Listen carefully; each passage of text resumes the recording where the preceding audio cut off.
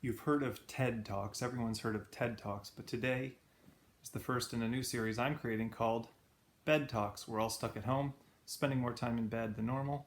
So I'm going to do a quick video in the morning with a little lesson that might help you in your life and in your work. Today is a story about when my kids were young. Think back to when you had little kids. If you ever had kids, what's a 2-year-old's favorite question? The question is why. They love to ask why. And I was training for my first marathon, and I was pushing my 2-year-old and my 3-month-old every morning in the jog stroller for a 3-mile loop in our neighborhood.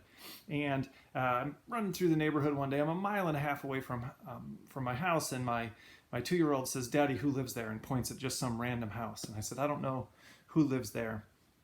And what did she say? She said, "Why?" I said, "Because I don't know everyone who lives in the neighborhood." "Why?"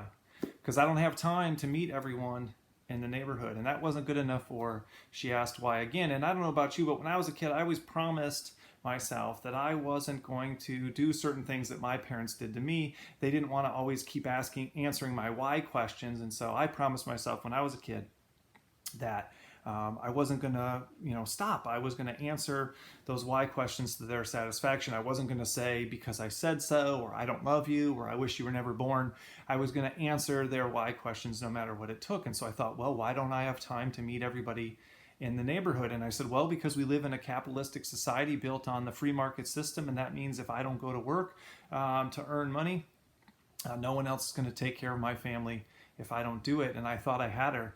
But then she said, well, given Obama's socialistic tendencies, don't you think we're gradually losing our free market way and moving towards a more European style of socialism? And that's when I realized she'd been watching Fox News with my wife. And I told her, I wish we never adopted you.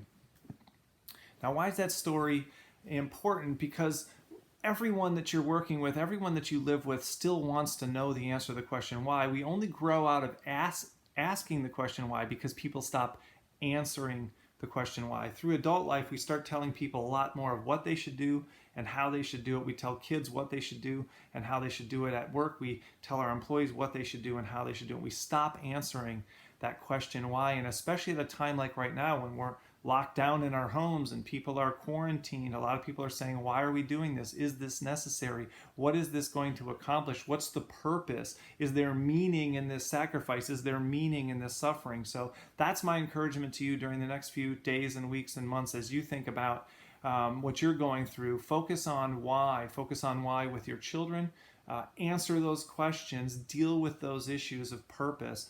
Think about your own why. What are you doing? Why do you do it? What's really important? Maybe look at changing your purpose. Maybe look at adapting your purpose, or maybe look at doubling down on your purpose and reminding yourself why what you do is so important. So this is the first in a series I'm creating called Bed Talks. I hope that story was helpful, and I wish you the best as you think about why you do what you do and what the purpose is that drives you in your life. And speaking of purpose, my hat is from the Pink Fund, run by a lady named Molly McDonald, who provides financial support to people who are going through, women who are going through cancer and chemotherapy and need help to just get rides to the doctor and groceries and just the basics that are related and aren't covered by insurance as they go through medical treatment. She's got a tremendous purpose. That's why I'm wearing this hat, the Pink Fund by Molly McDonald. Have a great day.